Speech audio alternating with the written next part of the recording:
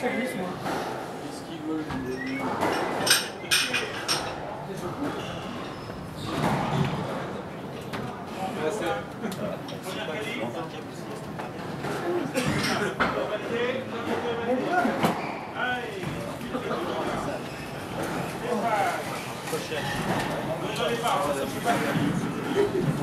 Imagine sa caisse, elle vole. Ouais.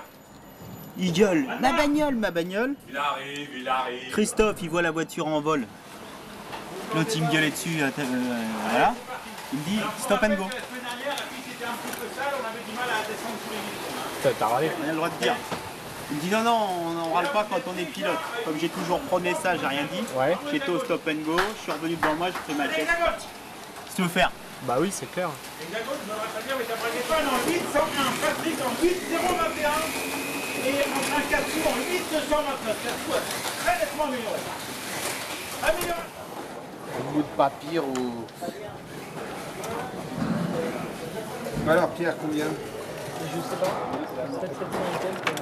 Tu vas retourner là?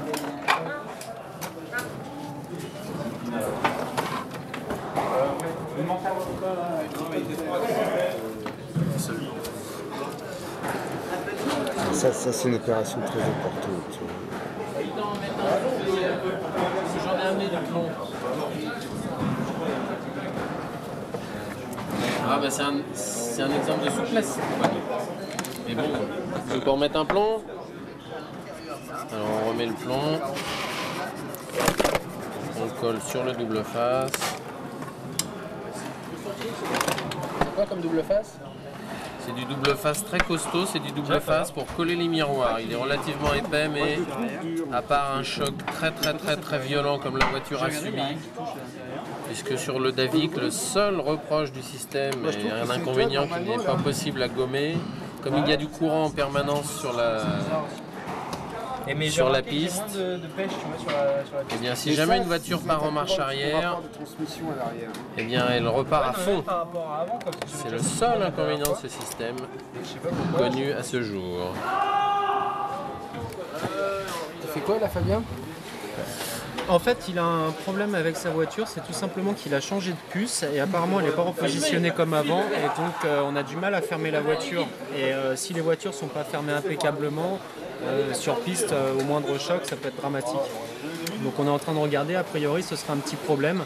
Le petit condensateur de la puce qui permet de ne pas perdre son numéro de puce lors des sorties de piste.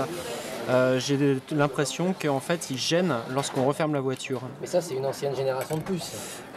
C'est la génération intermédiaire, il me semble, de puces. C'est pas la première et ni la troisième, je Parce que crois. maintenant, elles sont beaucoup plus plates. Hein. Elles sont beaucoup plus plates.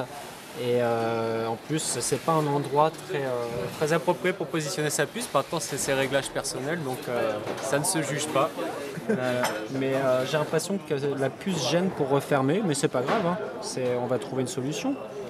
C'est pas la place qui manque sur les châssis Slotit. Hein. T'as pas un peu de pâte à fixe? Hein? Non, mais j'ai du scotch double face. Et toi, Yves, qu'est-ce que tu nous fais là? J'essaie de caler je veux dire, mon châssis dans la carrosserie parce qu'elle est trop large et que à chaque fois qu'il y a un choc, je veux dire, la carrosserie s'échappe, donc c'est pas bien. Voilà, donc j'essaie de rattraper le jeu. Ce qui m'embête, c'est ça. Avec en mettant un petit peu de mousse, je veux dire, pour caler ça, voilà. Donc là maintenant, voilà, il n'y a plus de jeu, c'est bon. Avec juste un petit peu de mousse.